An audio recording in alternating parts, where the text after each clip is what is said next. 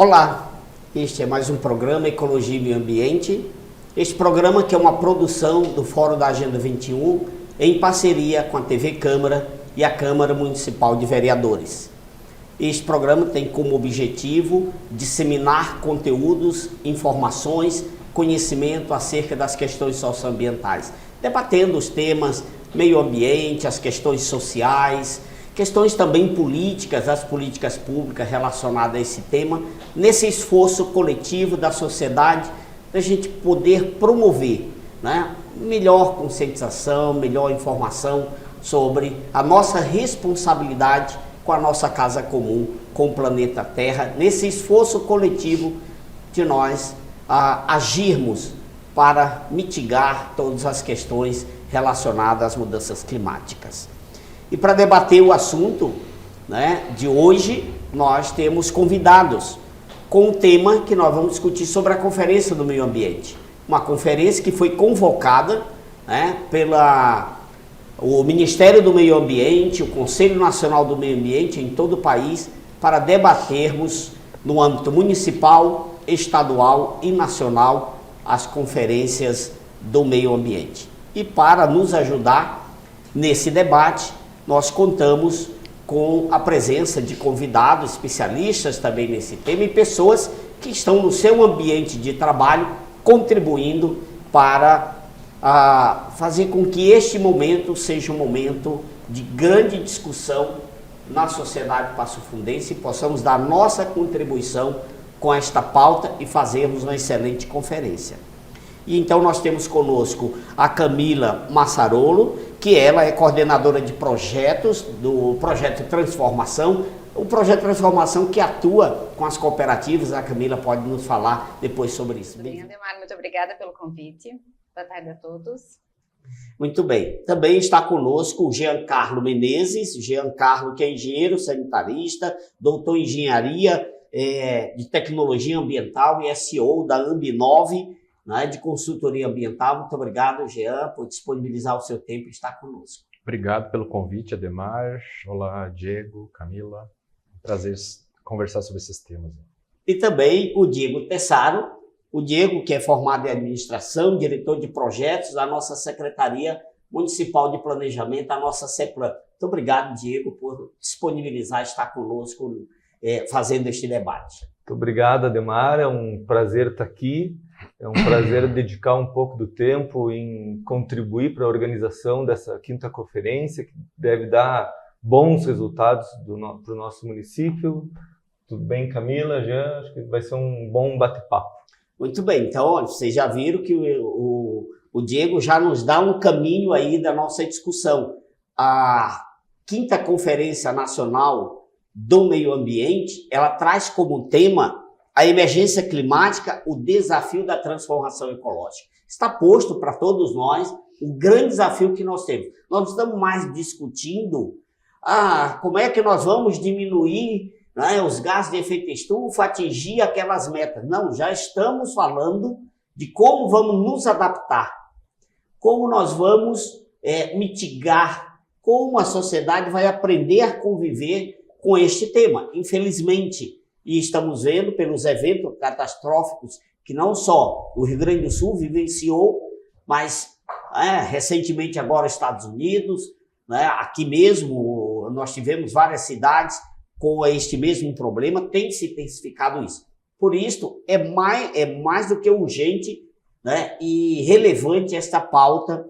E eu queria que o Jean nos comentasse qual a importância, de fato, desse tema para hoje, do que nós estamos realmente vivenciando. O que isso pode contribuir de um modo geral, para o Brasil, abordando esse tema nas conferências das emergências climáticas, mas especialmente esse desafio da transformação, né, ou a transição, vamos chamar assim, ecológica, ou como alguns chamam, energética, da maneira como queira. Jean. Bom, esse é um tema bastante complexo. Acho que já não se discute mais se as mudanças climáticas estão ocorrendo, porque vários eventos demonstram que realmente elas já estão acontecendo e estão na vida das pessoas, e estão impactando. Nós tivemos aqui no Rio Grande do Sul, desde o ano de 2023, um agravamento de situações que já ocorreram em outros lugares, com chuvas intensas, que vêm de encontro com o que a teoria do aquecimento global fala, que as precipitações vão ser rápidas e intensas. Se a precipitação é rápida, o escoamento superficial é rápido e em poucos instantes a calha do rio passa o seu limite, a sua cota de inundação. E por que isso acontece? Porque as mudanças climáticas alteram o regime de chuvas, alteram a temperatura do planeta, e a condensação da água leva a ocorrer chuvas rápidas e muitas vezes, em algumas regiões, em intervalos bem curtos de tempo, né? E isso não está previsto no nosso sistema de drenagem, nas obras de arte das rodovias, das cidades. A gente viu cidades no Vale do Taquari que nunca tiveram uma cota de inundação igual elas tiveram. Uma cidade como Mussum, ela foi literalmente varrida do território. E os estudos mostram que a alta concentração de gases, dos chamados gases do efeito estufa na atmosfera, principalmente o CO2 e o metano, levam a um aumento da temperatura do planeta, que está ocorrendo acima das previsões. E esse aumento da temperatura do planeta é o start de todo esse processo. É o start de toda a mudança no clima, né? Existem previsões de que o que hoje é a savana africana, em um horizonte de tempo bem curto, se transforma em um grande deserto, que seria a chamada África subsaariana. E a mesma coisa se aplica ao Nordeste brasileiro. As previsões falam que o Nordeste tem de passar de semiárido para desértico. E algumas previsões mais pessimistas ainda, feitas pela Agência Espacial Norte-Americana, falam até que o sul do Brasil pode passar por um processo de desertificação. Então, o que você está apontando para nós, os estudos que você relata, aponta de que nós não estamos falando só de fenômenos naturais. Nós estamos falando de ação provocada pelo ser humano, pelo a maneira produtiva de desenvolvimento, onde você localiza pelos teus estudos, pelos teus conhecimentos, que tem ampliado cada vez mais aí os gases de efeito estufa, onde que está esse maior gargalo nosso, porque nós estamos falando dos desafios que nós temos pela frente. Na verdade, assim, a Terra, o planeta Terra, já apresentou no passado altas concentrações de CO2. Estudos geológicos mostram isso, até mais altas do que atualmente na atmosfera. Porém, a gente não tinha a população que nós temos hoje, fazendo uma pressão sobre os recursos naturais, eliminando vegetação. A vegetação, a gente pode comparar ela como um grande ar-condicionado do planeta, né? O clima, ele é interligado. Ele é a concentração de gases, que é, digamos, o grande catalisador, mas também é a conservação da vegetação. A vegetação ajuda a manter a temperatura. Existem N exemplos no mundo que uma cidade com vegetação bem desenvolvida, ela consegue baixar a sua temperatura. Então, o aumento dos gases de efeito estufa é um dos elementos, hoje apontado como principal, mas existem outros. A preservação da vegetação também é muito importante, inclusive para a questão das chuvas. Se a gente tivesse os topos de morro, todos eles vegetados, a gente diminui o escoamento superficial e, consequentemente, diminui o problema das inundações rápidas, né? Então, os gases de efeito estufa são um grande catalisador do processo. Claro que também não tínhamos uma grande produção de metano lá na formação geológica do planeta. A gente tinha alta concentração de CO2. Certo. E o metano, ele potencializa em até 25 vezes o aquecimento global comparado ao CO2. E o metano está presente, por exemplo, nos lixões. O processo anaeróbio de degradação da matéria orgânica gera metano. O Brasil, 70% dos gases de efeito estufa são relacionados a atividades agropecuárias e disparado em primeiro lugar é a criação de bovinos para para corte. Né? O Jean falava, Camila, há pouco, né, sobre um aspecto produtivo. Né? Quando nós olhamos um dos maiores desafios que as cidades nossas enfrentam, os gestores estão enfrentando, é a questão do resíduo, a gestão deste resíduo, que também contribui para aumentar realmente esses gases. Né? Como que o projeto de transformação tem lidado com esse tema? Como é que está essa discussão no âmbito das cooperativas? O que vocês realmente têm apontado, olhando também para o município de Passo Fundo, e o que nós já podemos estar fazendo ou o que já está ocorrendo no país de contribuição nessa questão da gestão dos resíduos? Como diminuir também? Certo. Assim como o Jean disse, né? Então, os resíduos orgânicos, eles liberam muito metano, né? Então, o que acontece aqui? Infelizmente, em Passo Fundo e no país inteiro, não há a separação correta dos resíduos. Então, a população, a gente faz formação socioambiental nas escolas, nas empresas, e é uma grande reclamação de toda a população, que não tem conhecimento em como separar os resíduos.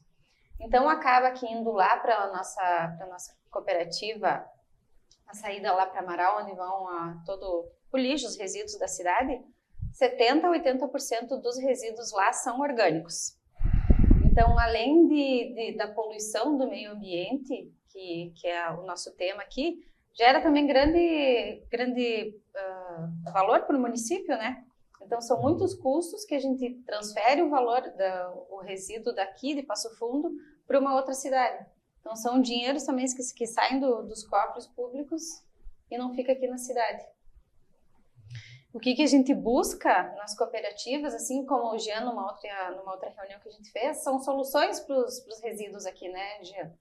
Então, tem aqui em cidades próximas onde 100% dos resíduos são reciclados, são transformados em madeiras. E falta aqui para Passo Fundo também essa tecnologia. Porque aqui ainda o nosso sistema é muito arcaico também.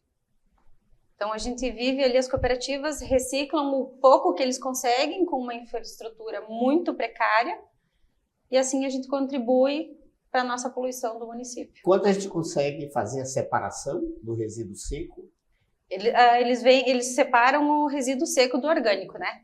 Qual é o percentual hoje de separação? O município... Porque diz que os dados, 55% são resíduo orgânico, né? E 45% resíduo seco. Desses 45%, quanto? De 6% a 8% é reciclado. É muito pouco. Que desafio, né? Então, quando a gente olha o papel do gestor público, especialmente quando a gente olha a Secretaria de Planejamento, né? Pensar a cidade, não só a mobilidade urbana, esse tema da gestão dos resíduos, né, Diego? Então, quais são os maiores desafios que vocês, assim, dentro da CEPLAN, conseguem enxergar, entende, o que nós podemos ainda avançar, e até que tu apontas o que a gente já está avançando nessa questão do planejamento, pensando o tema da mobilidade urbana, que a gente sabe que também são um transporte que polui, né, os carros, pensar toda essa parte da questão da mobilidade urbana, associado também com essa questão da gestão dos resíduos, embora eu sei que não é a secretaria, a CEPLAN, né, mas é a secretaria que pensa o planejamento e vê a cidade como um todo, né, um grande desafio. Sim. Esse é um tema delicado, né? E eu acho que justamente essa conferência vai nos dar a oportunidade de, enquanto cidadãos do município, a gente discutir um pouco de todos esses problemas que a gente enfrenta e buscar um pouco dessas soluções, né? Partindo também da necessidade de que a gente tenha o que a gente fala de um crescimento sustentável, abrindo possibilidade para as atividades econômicas do nosso município terem condições de continuar gerando e agregando valor, né? A gente falava agora há pouco ali da questão dos resíduos, né? No meu ponto de vista, e eu falo isso de maneira particular, acho que a principal ação nossa está na educação ambiental lá dentro de casa, né? Infelizmente, a nossa sociedade é uma sociedade baseada no consumo. Enquanto a gente ficar vivendo essa matriz de consumo da embalagem, dentro da embalagem, mais um saco plástico, a gente não vai conseguir melhorar ou trabalhar de maneira proativa com relação à gestão dos resíduos. A gente vai só reativamente, né? O resíduo que já foi gerado, a gente vai ter que tentar dar uma destinação, um uso mais adequado para ele. Eu acho que o nosso grande desafio, e acho que é uma oportunidade que todos estão convidados nessa 5ª conferência a ir debater e trazer sua voz, trazer suas opiniões, é justamente na identificação desses cenários, na identificação dessas soluções e na busca de caminhos coletivos que a gente possa buscar, né? Nós, enquanto secretaria, a gente tem uma responsabilidade muito grande enquanto no desenvolvimento das políticas públicas, quanto no desenvolvimento dos equipamentos públicos que a gente dispõe, que cada vez eles estejam mais alinhados a essa política ambiental, que a gente tenha um pensamento cada vez mais voltado com a questão da água das chuvas, né? Vamos começar a acumular essa água da chuva, vamos começar a se preocupar um pouquinho mais dentro desses aspectos. Então, acho que o grande desafio é, dentro dessa construção coletiva, apontar os caminhos que depois o poder público tem a responsabilidade de dar andamento a eles, né? Nós vamos a um breve intervalo e vamos retomar sobre esse tema, porque dos objetivos da conferência é contribuir com a questão do plano de ação climática e de mudanças climáticas do nosso município. Logo mais a gente já retorna com a ecologia e meio ambiente.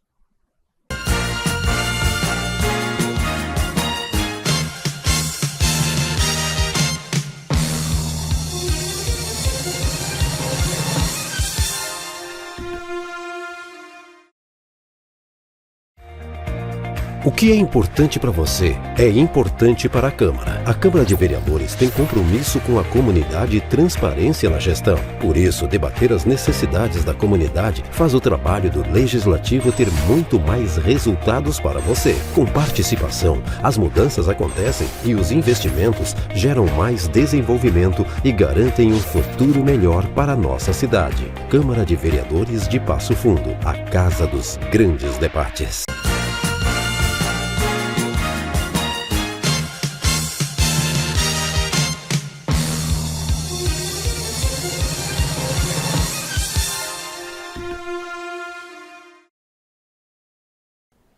Estamos retornando com Ecologia e Meio Ambiente, que estamos debatendo sobre o tema da Conferência Municipal do Meio Ambiente, a Conferência Estadual e a Conferência Nacional do Meio Ambiente, convocada pelo Ministério do Meio Ambiente e Mudanças Climáticas, né, que está relacionada à questão do clima. O tema está voltado como desafio mesmo da transformação ecológica dentro desse tema, dentro dos objetivos que é promover um debate sobre a emergência climática e subsidiar a implementação da política nacional sobre a mudança do clima. E o Diego, eu queria só retomar, Diego, como que está estruturada hoje a conferência municipal com relação aos eixos temáticos, ao tema, como é que está organizada a programação para a gente discutir sobre cada um deles? Perfeito. Então, Ademar, essa nossa 5ª conferência, ela vai ter grupos de trabalho divididos em 5 eixos temáticos. Cada eixo temático vai ter um grupo de facilitadores, que são especialistas em cada uma dessas áreas, que vão ter a incumbência de eu digo ser o provocador, ser o catalisador da discussão, fazer uma breve abertura falando um pouquinho sobre quais são os desafios daquele tema, né? E ali abrir a possibilidade de que cada um possa levar a sua voz. São 5 eixos, então, que nós vamos estar trabalhando. O primeiro eixo ele é mitigação. O segundo, adaptação e preparação para desastres. O terceiro eixo, justiça climática. O 4º eixo, a transformação ecológica. E, por fim, o quinto eixo, a governação e educação ambiental. E quando se fala de mitigação, né, o Jean também pode nos ajudar nessa reflexão. Está muito aqui, a mitigação, nós estamos falando da redução das emissões, né, e o Jean apontava, a agropecuária, né, contribui bastante para o aumento, né, do CO2 que nós temos, mas também nós sabemos que a nossa vida urbana, como a Camila já apontava, esse aumento do consumo, essa responsabilidade que a gente tem, que deveria ter cada vez mais um consumo consciente, e este programa tem procurado trazer esta mensagem para o público de que nós precisamos sim, temos necessidades, mas devemos fazer isso de forma consciente, né, de forma moderada, porque a gente sabe que cada um de nós vamos fazer a nossa parte. O que Jean pode dizer sobre esses temas, o que é interessante para o fundo se ater? Bom, no meu entender, e de acordo com as estatísticas Brasil afora, a principal fonte de geração de CO2 em um município são os seus resíduos sólidos urbanos. Também gera CO2 no transporte público, mas de 50% a 60% do CO2 gerado é gerado pela decomposição da fração orgânica dos resíduos sólidos urbanos. Quando você fala em resíduo sólido urbano, a gente tem uma legislação considerada bastante avançada no Brasil, a Política Nacional dos Resíduos Sólidos, que foi uma lei criada lá no ano de 2010, que previa que em 2020 o Brasil não teria mais nenhum lixão operando, né? E ela foi, digamos assim, não protelada, mas foi estendida esse prazo para 2024 e ainda a gente tem lixões operando no Brasil. E em alguns casos aterros também operando em situação bastante precária. As regiões do país que têm mais problemas são o centro-oeste e o norte do país, né? No norte do país, menos de 50% dos resíduos sólidos urbanos vão para um aterro sanitário, que é o destino o destino adequado mais comum no Brasil. Mas o próprio aterro sanitário, no meu entender, é uma alternativa legal, do ponto de vista legal, mas o aterro sanitário nada mais é do que você levantar o tapete e colocar o lixo embaixo do tapete. Porque você fica por muitos anos gerando tanto poluição gasosa, porque a gente tem uma fração orgânica de decomposição rápida, os restos de alimentos principalmente, e a gente tem uma fração orgânica de decomposição lenta, madeiras, couro, restos de galhos de árvores, que demoram um tempo a se decompor. Durante todo esse tempo de decomposição está gerando gases do efeito estufa.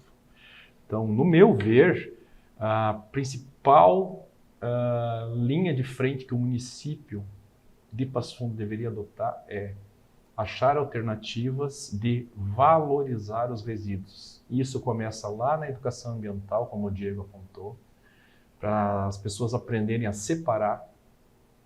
Chega lá na ponta da central de triagem, onde os catadores estão buscando a sua renda, fazer uma separação mais eficaz, e isso depende da separação em casa.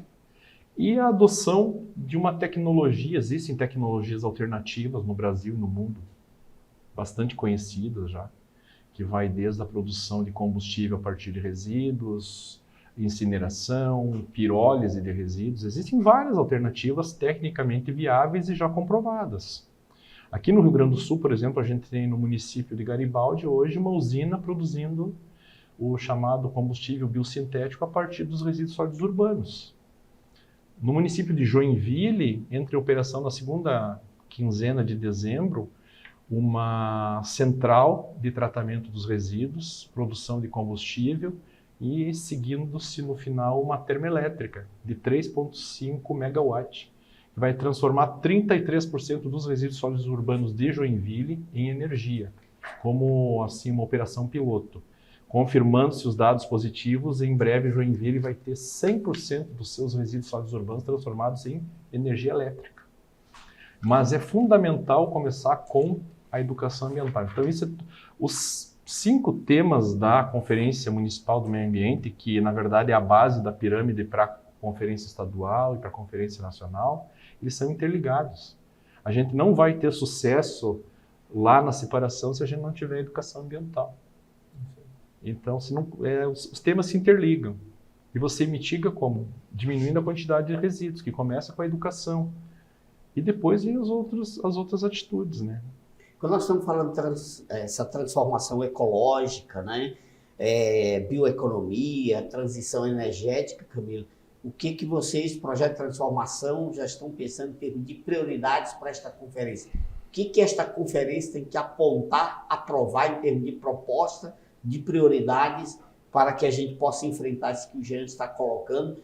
E você também apontava ampliar esse processo de separação, mas também de fazer essa transformação, né? Porque não é só a separação, vai agregando valor também para as famílias dos catadores, daqueles realmente que se envolvem diretamente nesse processo de separação.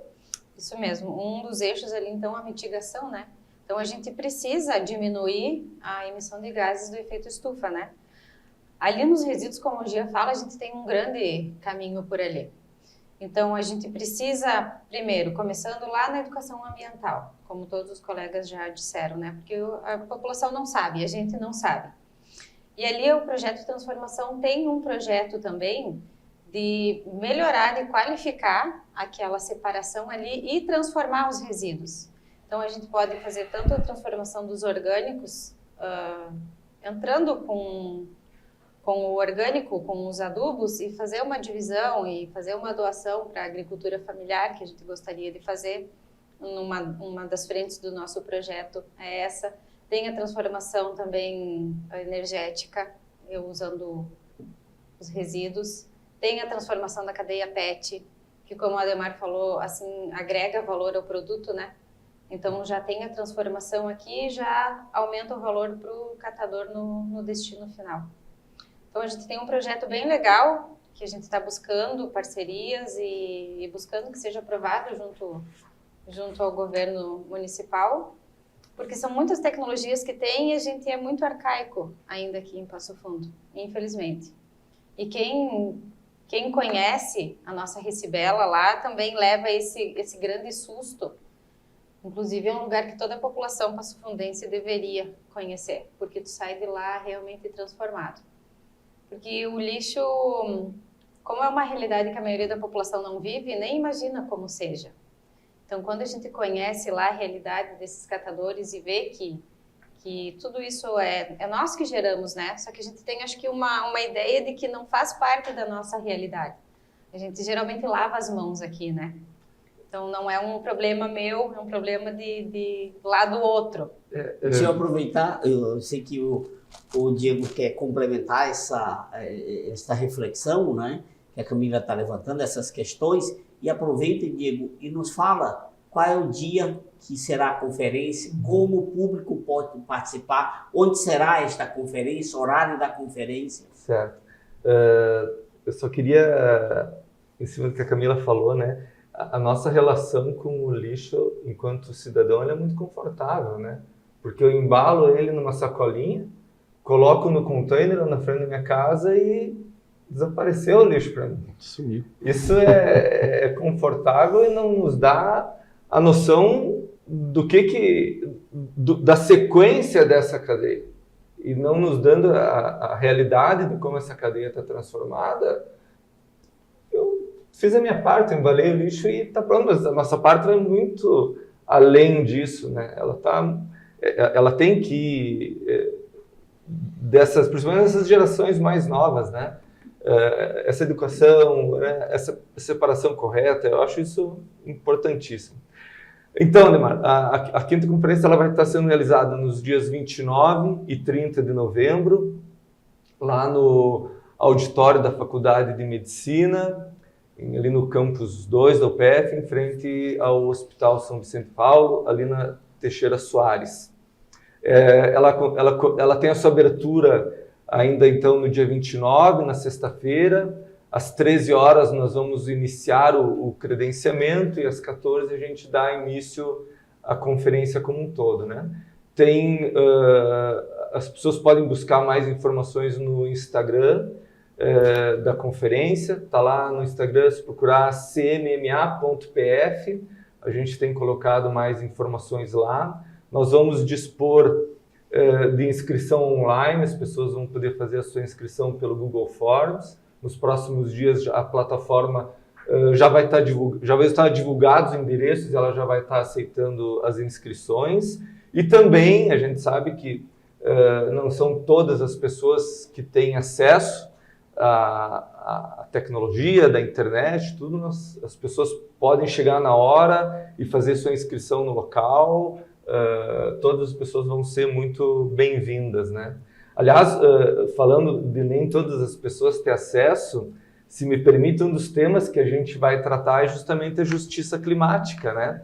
E ela vem justamente no sentido de que